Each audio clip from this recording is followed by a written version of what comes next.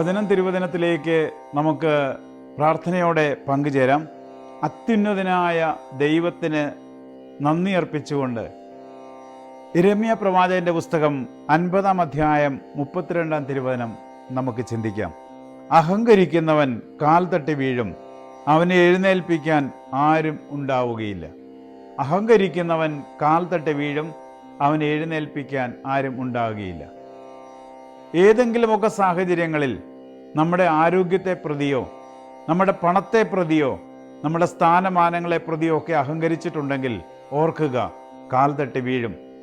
ആ കാൽ തട്ടി വീഴുന്നതിന് അധികം സമയമൊന്നും വേണ്ട.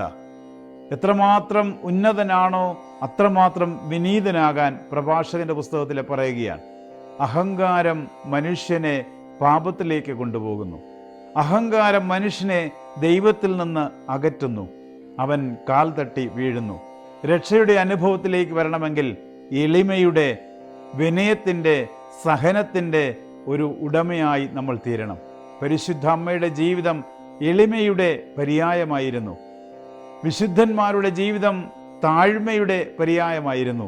നമ്മുടെ ജീവിതവും അങ്ങനെ ആവട്ടെ.